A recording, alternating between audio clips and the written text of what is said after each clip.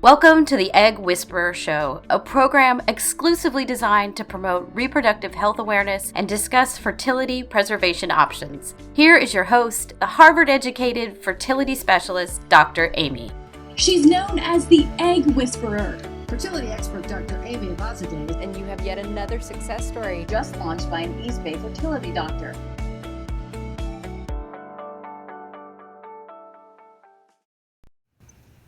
Hi everyone, thank you for joining me on tonight's Egg Whisperer Show. I am so excited to have Jana Rupnow on tonight's show. She is author of 3 Makes Baby, How to Parent Your Donor-Conceived Child. She's a therapist coming in live all the way from Dallas, Texas. Jana, thank you for joining us on tonight's show. I'm so excited to be here. Thanks for having me. I want to hear about you. Tell us about your story.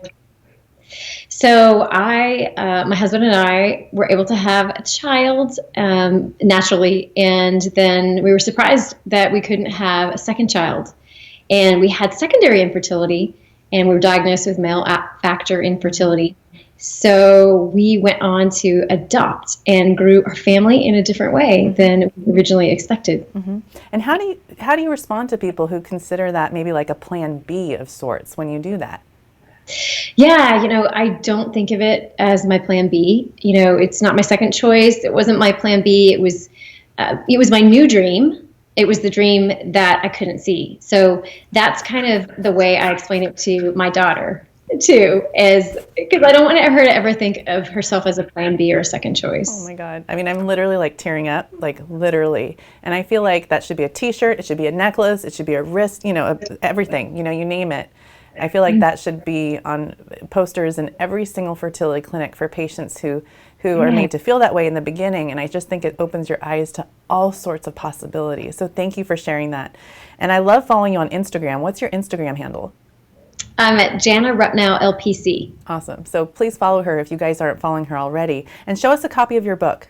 Oh yeah, absolutely. This is it. It's called 3 Makes Baby. How to parent your donor-conceived child. Okay, so then, like, how to parent? I mean, I want to know how to parent. Let me tell you. What is the book about? Tell me about it. Tell me the summary, synopsis. Break it down. Synopsis. Okay, so it's really about how to emotionally prepare, and psychologically and socially prepare to use donor conception, and then it helps you talk to your child about, in a healthy way, have dialogue about donor conception throughout the years from baby years all the way up to adolescence. Awesome. So it's a huge resource. I mean, you're kind of like a trailblazer. This is a one-of-a-kind book. I don't think there is a single book out there like this yet. That's right. Not one that helps people to emotionally prepare and then gives them, scripts that they can use. So yeah, it's definitely like a 2-for-1, and it's a guide too that people can do exercises throughout the book that help them to come to terms with their emotional feelings, with their psychological reactions to donor conception. So it breaks it down in a really simple way. No psychological lingo. It's just like reader friendly. I'm talking to you, the reader, as if you're a friend, really. Right. And you're a licensed therapist, and you actually do therapy with people who are going through the emotions of the stuff that people struggle about when they're trying to take that next step. That's right. Yeah. So I do work with clients all over the world, actually.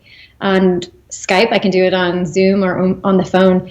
And we do consultations about, fertility and fertility challenges, walking through these challenges and what to do next. And what drew you to this work with donor conception and working with people who have encountered fertility issues?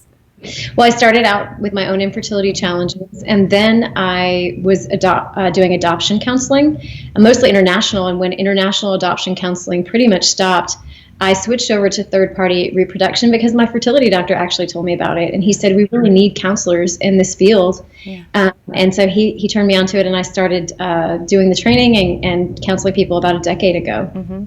And all of that work has informed your book. It has. So it's a wealth of knowledge. Absolutely. 10 years of work. And I started seeing the same concerns over and over that parents were having. And they just had so many questions. They needed so much help. And the resources just weren't out there. Yeah. And so that's why I compiled these 5 concerns in the book in a way that's, like I said, reader friendly and helps them work through their concerns and identify what they even are, because so many people are confused. That's the main feeling they have, is complete confusion. I don't even know why I'm upset, but I am confused. So it helps them. And what are some of those concerns? Can you share them with us? Yeah, so people are concerned that they're not going to feel like the real parent when they're using a donor, that maybe the donor would have a bigger role somehow in their child's life. They're also concerned about their child's feelings and will they feel upset about being donor conceived. They worry about social differences. How will they explain it to family and friends? If it comes up in school, how will they help their child through the challenges? They're also concerned about how to talk to their child about it. Some people still come to me and don't want to tell their child, so I really encourage them to tell their child because with DNA consumer testing, it's too hard to keep it a secret for a lifetime. When is the best time, do you tell your clients, patients, to start having those conversations with their children?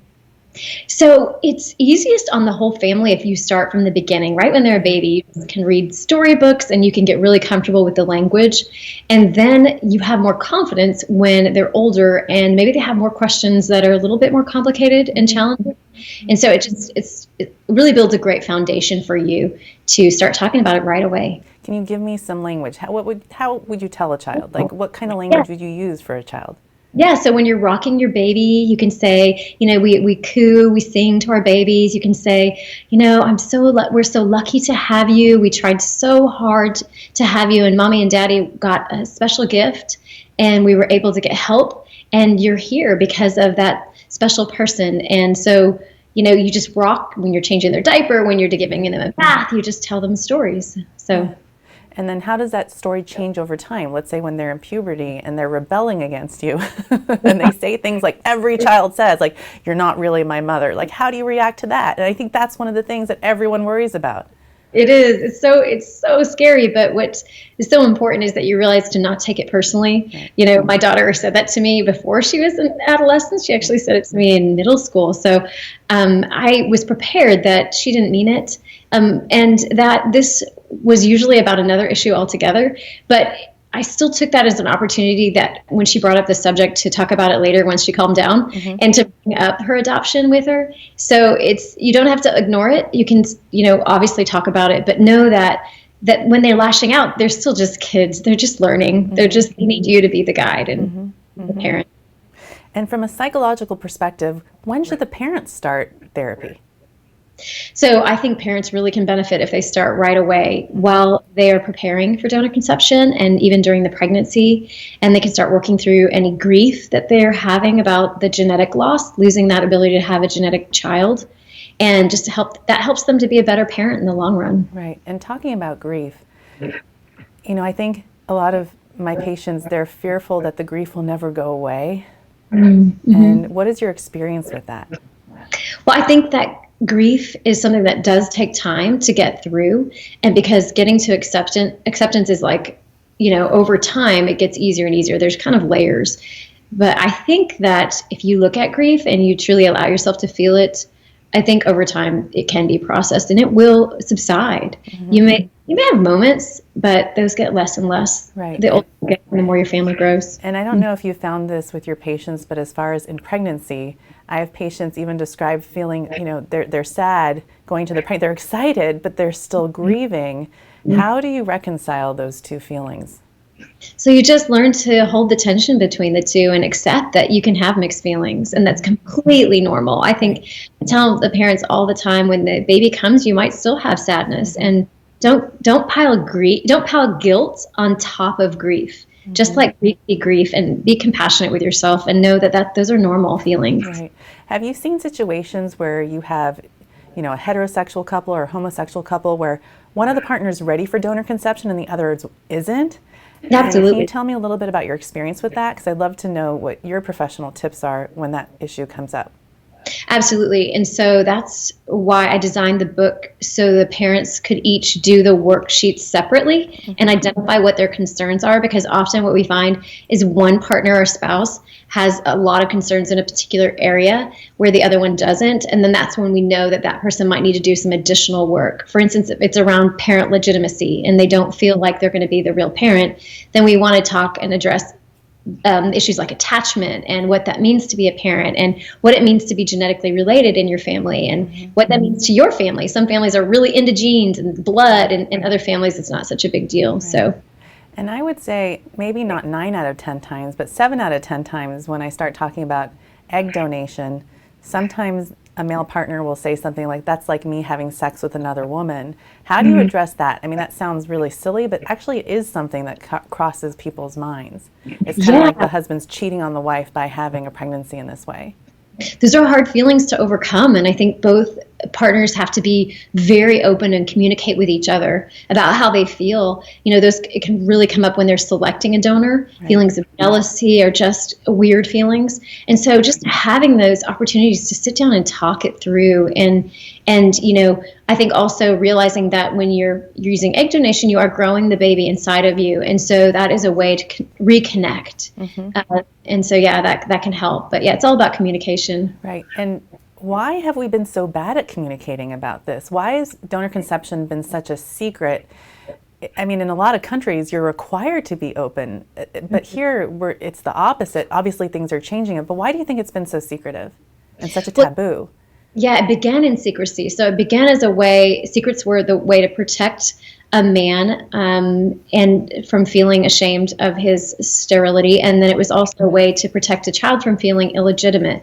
And so this began so long ago, and we're really just trying to rewrite new narratives and kind of unravel those old scripts that aren't true, and recognize that it's a medical condition and it's nothing to be ashamed of, that you can't help something that's happened to you medically, just as you can't help developing diabetes or sleep apnea or any other type of medical condition. Yeah, so it's becoming a common way of a lot of people to have a family now. So it's becoming more common, certainly, as people are having babies later in life. So one thing I really would love to hear your opinion on is you're seeing so many families along the lines of 23andMe, where all of a sudden someone finds out they have 12 DNA siblings. How does that make you feel as a therapist, thinking about all those kids? Do you feel like they're harmed in any way by having that many DNA siblings? I think that the numbers can be even higher, so we can even be in the hundreds. I think what you're looking at is a new social script, something that is not familiar in our culture and hasn't been until now. So it's just like anything brand new. It feels very strange, and you don't know how to make sense of it. Plus, we can't manage that many relationships. It's just not possible to. And so it is difficult on those half siblings. And I think it's just, again, educating them about that and why it's complicated, to help them work through that and manage their expectations too. Right. And then how do you even tell a child that they might have 20 half siblings in the future? Yeah, and so that's something I prepare parents about, and you'd be surprised at the number of parents that have not even given that one thought, right, and think that their kids might have half siblings. And so they have to realize that that is a possibility. Mm-hmm. I think that, that may change as this continues. But it's just something they just have to educate their children and say, you might have half siblings out there, and if you're interested in finding them, here's the resource and the place that you can go seek out that information. Right. I mean, it's day by day thing. Yeah. I mean, I've seen groups of there's Facebook groups where they all chat amongst one another, and they all have some similar characteristics and talents that they can all bond over. So I see that as being a really special thing, that they're all connected in the universe through love. And I don't see it as a negative thing, but certainly, I can see how some people might not want to go through donor conception because of it, because they can't control that part of it. But it's so important for people to know about that up front. How do you think, have things changed in the last, let's say, 10 years as you've been doing this type of therapy work for people? Things have changed so much in the last 2 years. Wow. It's like all of a sudden people are talking about it. Social media is really changing the dialogue around donor conception and kind of lifting the lid on it. So, and that's a good thing for the kids that are born through donor conception, because otherwise they carry the shame. If we don't lift that shame, then they're the ones who end up carrying it. And, they didn't have a choice in the matter, so they shouldn't be the ones carrying that shame. Mm-hmm. And then by lifting, how can we as doctors help with that? Like, what kind of advice would you have for all the fertility doctors out there that help people through donor conception? How can we do a better job is what I would love for you to tell me. Yeah, so I think what's really key is for physicians to tell their patients that they need education. And so when you say counseling, patients often think that something is wrong with them, and it's absolutely not. anything wrong with them. And so if physicians use the word consultation or an education consultation, that we want you to go through that before you do donor conception, and then you send them to that, then I think they benefit. Everyone benefits. The patients are more informed. They always learn something from attending these sessions, and they have resources long term for their family, and so everyone really can benefit. So it's just encouraging them to get that education, and maybe not make it such a intimidating process of like being like a counseling session. So. And do you have any opinions, and I want to hear it all, about like egg banks and how the whole egg donor industry is taking care of egg donors and that side of things? And as far as like how the egg donors are being counseled? Yeah, so egg donors traditionally are counseled pretty well because they do have to be screened to go through the medical procedure. And everyone's investing a lot of money in that, so you want to be sure they're psychologically ready. And so in my experience, I have seen egg donors that get proper counseling and screening, and that's usually not a concern. I do see sometimes some agencies encouraging to go through with a donation or an egg donor that maybe isn't fully ready, and that happens occasionally. Right. I think it's changing, though, and I think that's getting better. Right. How do you see the future changing for donor conception? I mean, you've said that things have changed even the last 2 years. Can you kind of predict what might happen in the future? I mean, there's all sorts of laws that are being proposed about secrecy, privacy, anonymity. Yeah, I see it moving towards known donation or open ID, because now that we know you can't be anonymous with consumer DNA testing, that couples will be encouraged and feel comfortable using an open donor and then getting that genetic information from the start, so their children can have those pieces of information to help develop their identity along the way. That way they don't have to go back and fill in the missing pieces later. I just think it's just healthier for everyone. Right. No, that's really, I agree with you 100%. I want you to talk to me a little bit about the book and show us a copy of it again. Okay, sure. Yes, here it is. 3 Mixed Baby. And I was really excited because I wrote it from my perspective as a counselor, but also from my personal experience with adoption and being in a non-genetic family. And even though adoption does have differences and distinctions from donor conception, there are overlaps, and there are things that are similar, and that there are donor conceived individuals do feel a genetic loss as well. And so that's where I was able to kind of use the distinctions and the similarities to really help people through their donor conception psychologically and socially. Thank you for writing the book. The show's not over yet because I still have a couple more questions. Okay. Okay. So absolutely. Here's another question. How can a parent deal with emotions of like their donor conceived child meeting a donor? Because I think that's a really tough one. Yeah, it is hard. There are feelings like insecurities that come up for parents, and maybe they're concerned they're going to be replaced. But I tell my clients so often that you can't replace the years of attachment that have grown between you and your child. That's such a precious time that is just irreplaceable. You're forming, you're changing every day, and that parent is there for you every step of the way. And so to find a donor later in life and see them as a parent figure it's not as common as you would think. Right. And not to say that doesn't happen occasionally, but those are usually the exception rather than the rule. Do you think it might be healthier for children to, as they're growing up, to know who their donor is? Or do you think it doesn't make a difference? And what do you think about that? I think it can be healthier for some people to know. I think it really can make a difference. There are certain personality types that are very curious about their conception and their identity, and that knowledge can really help them developmentally. And I know there are other people that report that it doesn't matter so much. And so, I think it's good to have that knowledge for those kids that really do want it and want to have access to that important information. And there's also a huge donor gender gap.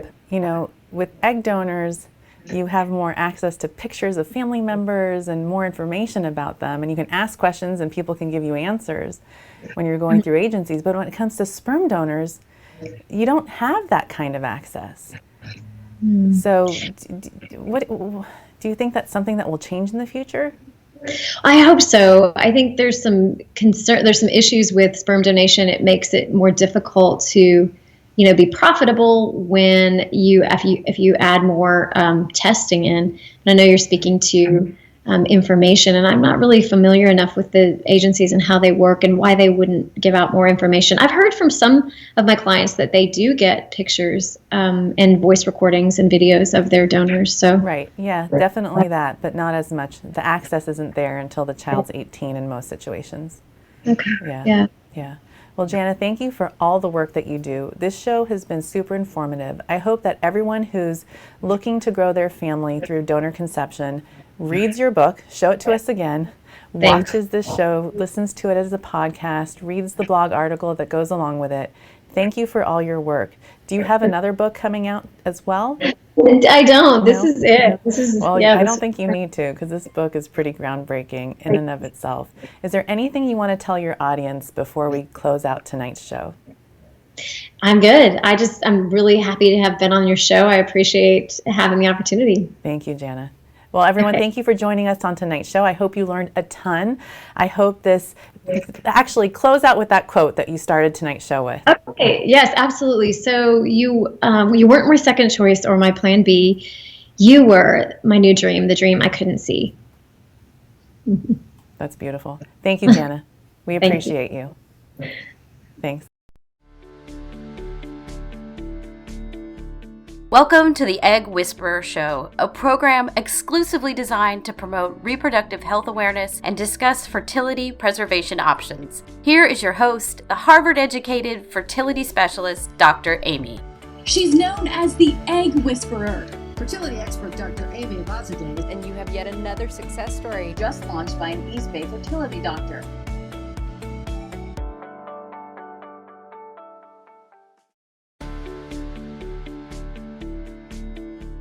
Welcome to the Egg Whisperer Show, a program exclusively designed to promote reproductive health awareness and discuss fertility preservation options. Here is your host, the Harvard-educated fertility specialist, Dr. Amy.